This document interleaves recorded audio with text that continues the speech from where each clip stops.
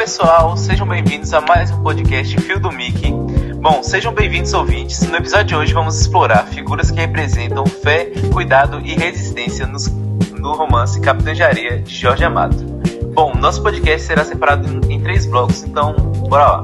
Em meio à violência e o abandono, o Jorge Amado nos apresenta personagens que oferecem algo raro aos meninos de rua, o acolhimento verdadeiro. E vamos falar sobre o padre José Pedro, a mãe Aninha e o candomblé, e sobre o olhar da sociedade para os chamados menores infratores. E nessa conversa eu conto com a participação de Ávila, Giovana e Manu. Tá, gente, do primeiro bloco, religião que acolhe, o papel do padre José Pedro. Nos anos 30, o Brasil vivia sob a repressão e forte desigualdade, mas em Capitães de Areia, Jorge Amado nos apresenta um religioso diferente do comum. Então, Ávila, conta um pouquinho dele pra gente. Bom, o padre José Pedro, ele não é um padre que julga, ele acompanha os meninos com empatia. Assim, Jorge, ele escreve no livro, abre aspas, sabia que ali estava uma obra importante e esperava que Deus o inspirasse um dia. Até lá ia acompanhando os meninos, dando-lhes conselhos, se bem que eles não os escutassem muito, fecha aspas.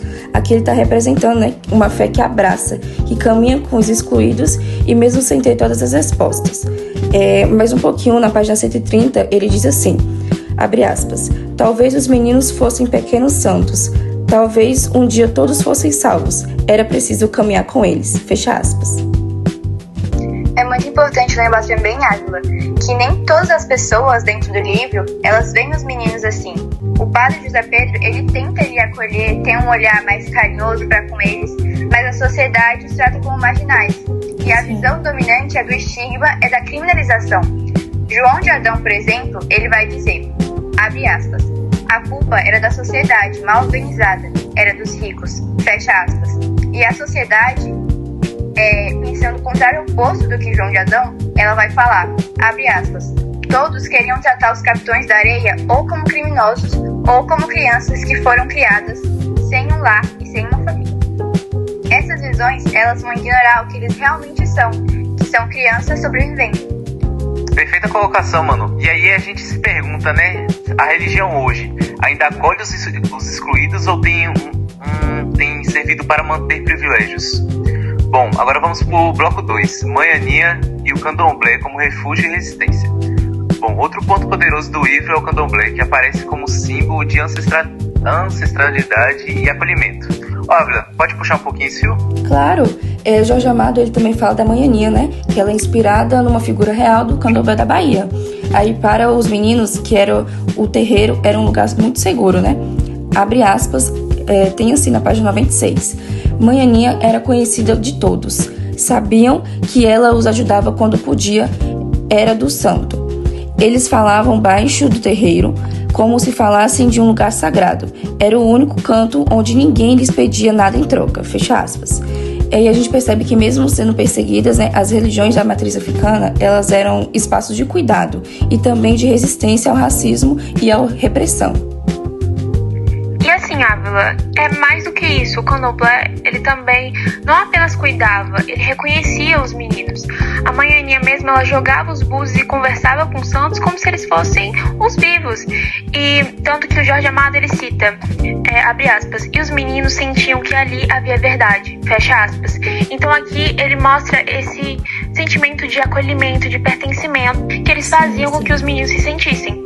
E no tempo do Estado Novo, assim, tudo que fugia da ordem dominante era reprimido. Os pobres, negros e as suas crenças, inclusive. Infelizmente, isso não mudou o quanto a gente gostaria.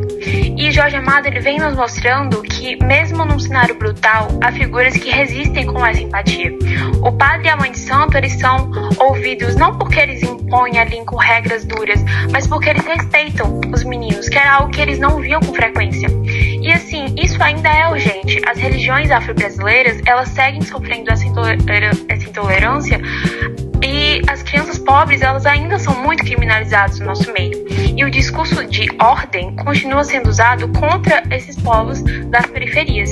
Então a gente precisa repensar como a sociedade ela olha para quem nasce fora desses padrões. Como a sociedade olha para quem não nasce rico, para quem não nasce branco, para quem não nasce heterossexual.